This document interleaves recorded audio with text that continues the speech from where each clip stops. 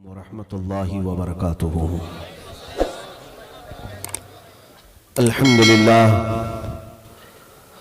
لله الحنان المنان الذي خلق الإنسان وعلمه البيان، والصلاة والسلام على رسوله سيد الإنس والجان وعلى آله وأصحابه ذوي الخير والإحسان، أما بعد، فأعوذ بالله من الشيطان الرجيم. بسم الله الرحمن الرحيم.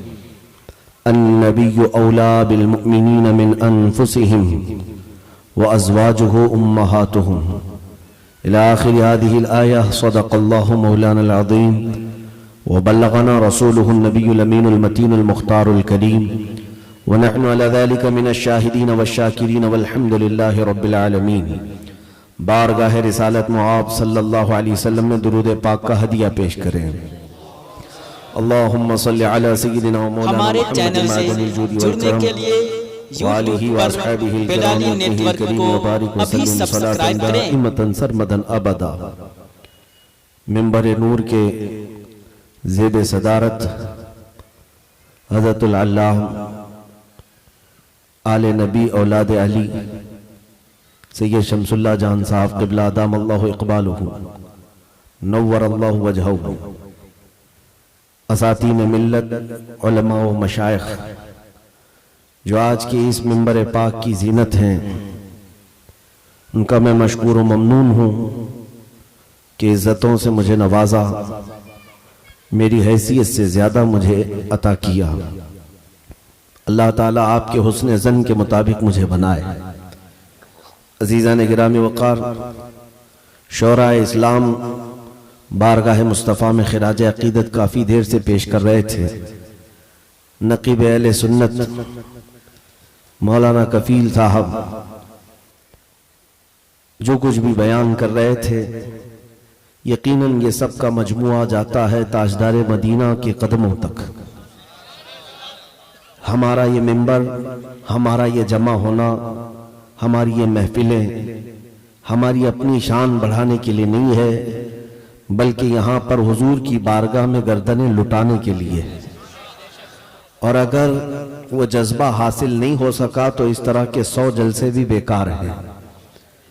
نبی پاک صلی اللہ تعالیٰ علیہ وسلم کے نام پر فدا ہونے کا جذبہ حاصل نہ ہو سکا تو کروڑوں جلسوں کا بھی کوئی حاصل نہیں ہے.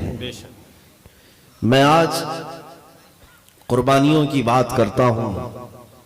یقیناً آپ نے بڑی عزتوں سے مجھے دیکھا اور بہت اچھا استقبال کیا، صرف اس بات پر کہ نبی پاک صلی اللہ تعالیٰ علیہ وسلم کی عزت پر بات آتی ہے تو یہ فقیر کھڑا ہو کر گستاخان رسول کو جواب دیتا ہے، یا ان کو ان کی حیثیت اور اوقات بتانے کی کوشش کرتا ہے. یہی ہماری امیج آپ کے سامنے ہے.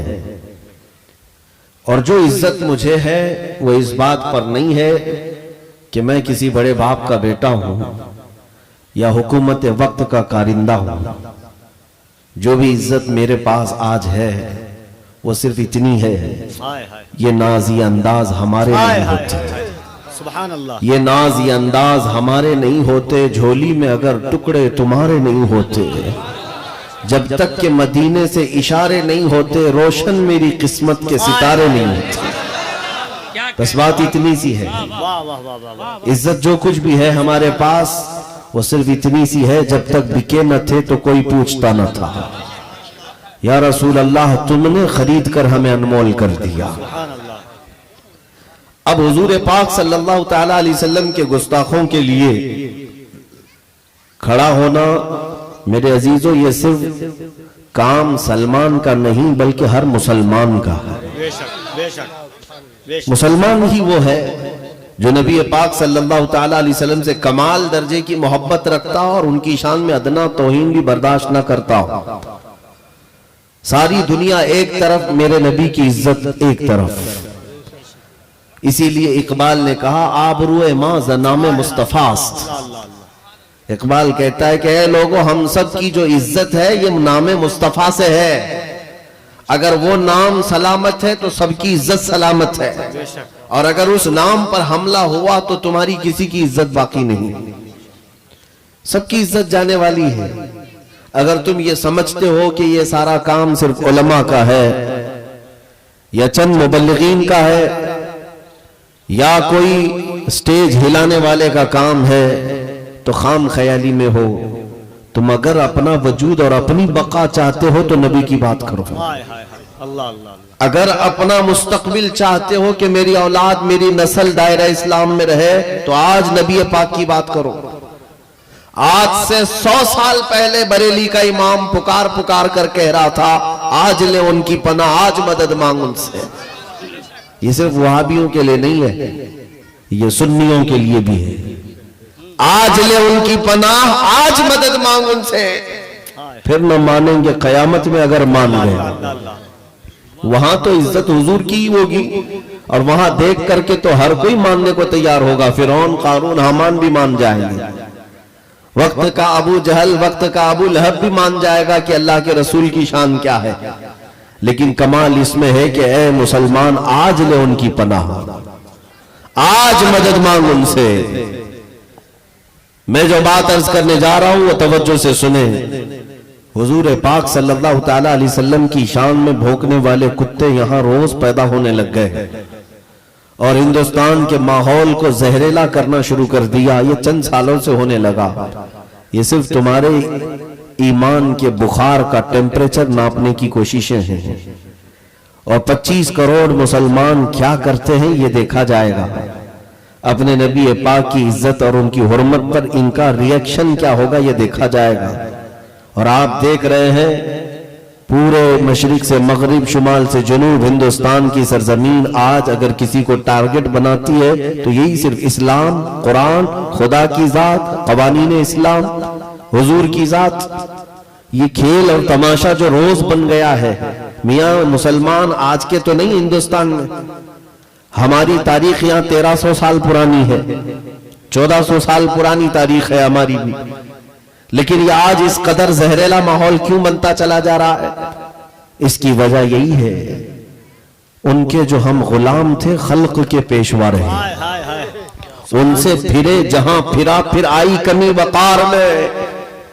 حضور پاک صلی اللہ تعالی علیہ وسلم کی شان میں گستاخیاں دیکھ کر میں نے اگر کچھ کہا بھی, آج اتنی عزتوں سے نوازا جاتا ہے, پھر میرا دل روتا بھی ہے. ہم نے کیا کر لیا حضور کے لیے؟ کچھ کیا بھی تو نہیں.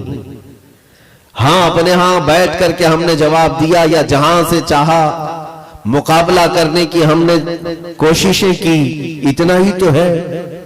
لیکن جب احد کے میدان میں پہنچتا ہوں تو حیرت ہوتی ہے. ایک صحابی حضور کے سامنے کھڑے ہیں, جنگ کا پانسا پلٹ گیا تھا, جو مسلمانوں کو فتح نصیب ہوئی تھی وہ شکست میں بدل گئی.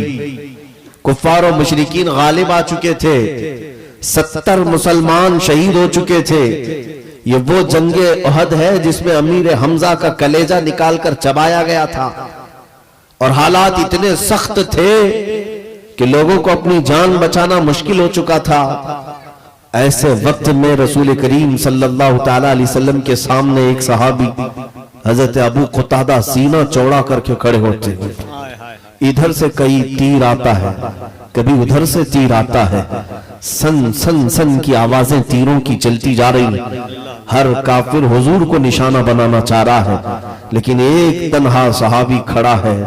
تاریخ جب پڑھتا ہوں تو آنکھیں بھیگ جاتی ہیں. اس ابو قتادہ کے ایک جسم پر 80 تیر لگ چکے تھے, 80 تیر پیوستہ ہو چکے, پیوست ہو چکے.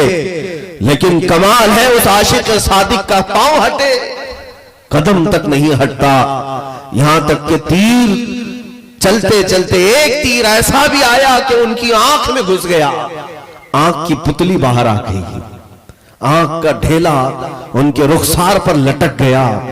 لیکن اس عاشق صادق نے اپنے قدم نہیں ہٹائے. میری زندگی سے کئی درجے بڑھ کر میرے رسول اللہ کے قدم ہیں. حضور کی طرف ایک تیر تک جانے نہیں دیا. نبی مختار صلی اللہ تعالی علیہ وسلم نے خود انہیں بلایا, ابو قتادہ آ جاؤ, آ جاؤ, بس کرو. ڈیفنس کرنے کی بات کرتے ہیں, तहफ़्फ़ुज़ नामूस रिसालत की बात करते हैं।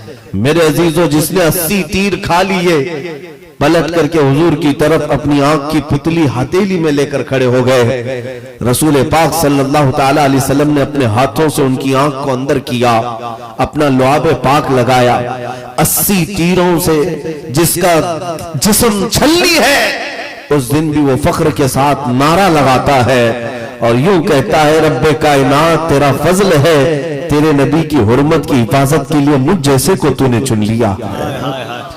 घर में बैठ करके बात करना और होता है, और अपने मजमे में, अपने जलसे में बुलंद आवाज से नारा लगा लेना और होता है। नबी पाक की शान पर हमला हो जाए। उहद की एक और तारीख में बताऊं, जब जंग उहद खत्म हो गई, शाम का वक्त था, लाशें उठाई जा रही थी सहाबा की। 70 लाशें उठाई गई, 70 लाशें उठाई गई।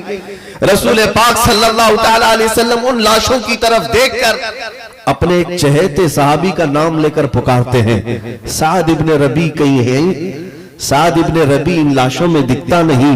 वो हुजूर का चहेता सहाबी, जवान सहाबी। हुजूर दो सहाबा को कहते, मैदान में ढूंढो, मेरा वो साद जिंदा है या इंतकाल कर गया, जाओ ढूंढ कर लाओ। दो सहाबा मैदान में गश्त करते हैं, इधर से उधर देखा, तलाश किया, और अचानक बीच मैदान में पहुंचने के बाद देखा कि कई लाशों के नीचे वो दबे हुए हैं। पुकारा, जो सहाबी गए थे हजरत तलहा, साद इब्ने रबी तुम जिंदा हो या इंतकाल कर गए हो? साद इब्ने रबी की आवाज आने लगी, मैं जिंदा हूं, लेकिन मेरे ऊपर लाशें पड़ी हुई हैं। वो आए हुए दो सहाबा ने उन लाशों को हटाया तो देख करके इनकी आंखें फटी रह गई। साद इब्ने रबी इस हालत में जिंदा थे कि उनके जिस्म पर 12 नेज़े लग चुके हैं, पेट फट चुका था, पेट फट चुका था और रूह बाकी थी, जिसका पेट फटकर अंतड़ियां बाहर आ रही हों और अभी रूह चल रही हो। वो दो सहाबा आए साद को उठाने के लिए तो उठ नहीं सके। कहा, कैसे आना हुआ? आने वाले दोनों सहाबा ने कहा, साद तुझे अल्लाह के रसूल ने याद किया, मेरे आका तुझे पूछ रहे थे। साद इब्ने रबी इतना सुनते ही उसी मैदान में खून में लथपथ हालत में कहते हैं, ऐ मेरे दोस्तों, जाओ मेरे नबी को मेरा सलाम कह देना, शायद मैं हुजूर तक चलकर नहीं आ सकूंगा, मेरी सांसें इतनी बाकी नहीं है, मैं अनकरीब अब हमेशा के लिए चुप होने वाला हूं, जाओ मेरे रसूल को सलाम कह देना। लेकिन साथ में वो साद इब्ने रबी ने एक जुमला ऐसा कहा जो हमारी रूह को झिझोड़ देता है। हम जैसे जवानों की ताकत को बार बार ललकारता है उनका जुमला, ऐ दरभंगा के गयूर जवानों, अल्लाह ने तुम्हें ताकत और कुव्वत दी है, सेहत और तवानाई दी है, तुम ये समझते हो कि ये बाजू हमारे सिर्फ जिम करने के लिए, क्रिकेट खेलने के लिए और फुटबॉल वॉलीबॉल खेलने के लिए है?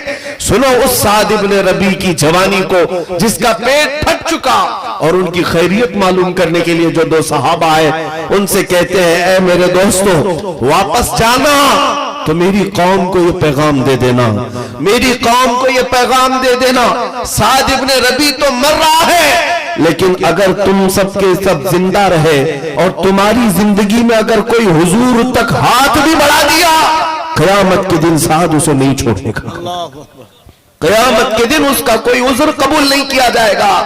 ये कहते हुए उनकी सांसें खत्म हो गई। एक रिवायत में मैंने ये भी पढ़ा, साद इब्ने रबी ने आने वाले दोनों सहाबा से कहा, जाओ मेरे आका से इतना कह देना, उज़्रन लक या रसूल अल्लाह, ऐ अल्लाह के नबी मुझे माफ कर दे, मैं आपकी हिफाजत का हक अदा नहीं किया। कौन कह रहा है? जिसके जिस्म पर 12 नेज़े लगे हों, सीना फट रहा, पेट फट कर अंतड़ियां बाहर आई, और वो कहता है कि मैंने रसूलुल्लाह की हिफाजत का हक अदा नहीं किया। हम बिस्तरों पर रात भर आराम करते हैं, नरम नरम ग़िज़ाएं खाकर, ऐश और इशरत के घरों में हम आराम करके, फिर यहाँ बैठकर नारे लगाकर हम ये कहते हैं कि हम हुजूर की इज्जत की हिफाजत कर रहे हैं। अजीज़ान गिरामी, सच कहा था शायर ने, ये शहादत कहे उल्फत में है कदम रखना, लोग आसान समझते हैं मुसलमान होना। तुमने अभी हुजूर के नाम पर बर्दाश्त ही क्या किया है? हुजूर के नाम पर अभी सहा क्या है? कुछ भी तो नहीं। आज मुझे बताओ किसने तुम्हारी गर्दन पर तलवार रखी कि तुम नमाज पढ़ोगे तो गर्दन काट दी जाएगी? आज तक मेरे ख्याल से हिंदुस्तान की सरजमीन पर किसी मस्जिद में तलवार तुम्हारी गर्दन पर नहीं रखी गई। कौन तुम्हें रोकता है नबी पाक की शान में नाते पढ़ने से? कोई है?